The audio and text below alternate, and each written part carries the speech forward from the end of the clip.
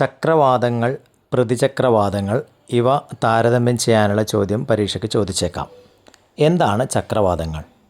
ന്യൂനമർദ്ദ കേന്ദ്രങ്ങളിലേക്ക് ചുറ്റുപാടുകളിൽ നിന്നും ശക്തമായി കാറ്റ് ചുഴറ്റി വീശുന്ന വ്യവസ്ഥയാണ് നമ്മൾ ചക്രവാതങ്ങൾ എന്ന് പറയുന്നത്. അതായത് വായു തീരെ കുറഞ്ഞ പ്രദേശത്തേക്ക് നന്നായി വായു കെട്ടിക്കിടക്കുന്ന പ്രദേശത്ത് നിന്നും ചുഴറ്റി വീശുന്നതിനെയാണ് നമ്മൾ ചക്രവാതങ്ങൾ എന്ന് പറയുന്നത്. ഇത് ഉത്തരാർദ്ധഗോളത്തിൽ എതിർഘടികാര ദിശയിലും ദക്ഷിണാർദ്ധഗോളത്തിൽ ഘടികാര ദിശയിലുമായിരിക്കും ചുഴറ്റി വീശുക. അടുത്തായിട്ട് നമുക്ക് പ്രതിചക്രവാതം എന്താണെന്ന് നോക്കാം. ഉച്ചമർദ്ദ കേന്ദ്രങ്ങളിൽ നിന്നും പുറത്തേക്ക് കാറ്റ് ചുഴറ്റി വീശുന്ന വ്യവസ്ഥയാണ് നമ്മൾ പ്രതിചക്രവാതം എന്ന് പറയാം.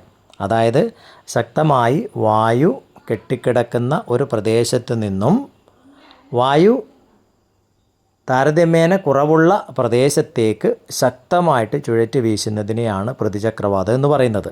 ഇത് ഉത്തരാർദ്ധഗോളത്തിൽ ഘടികാര ദിശയിലും ദക്ഷിണാർദ്ധഗോളത്തിൽ എതിർഘടികാര ദിശയിലുമായിരിക്കും ചുഴറ്റി വീശുക. അതായത് ചക്രവാതം ഉത്തരാർദ്ധഗോളത്തിലും ദക്ഷിണാർദ്ധഗോളത്തിലും എങ്ങനെയാണോ ചുഴറ്റി വീശുന്നത് അതിന് നേരെ വിപരീതത്തിലായിരിക്കും പ്രതിചക്രവാതങ്ങൾ ഉത്തരാർദ്ധഗോളത്തിലും ദക്ഷിണാർദ്ധഗോളത്തിലും ചുഴറ്റി വീശുന്നത് എന്ന് സാരം.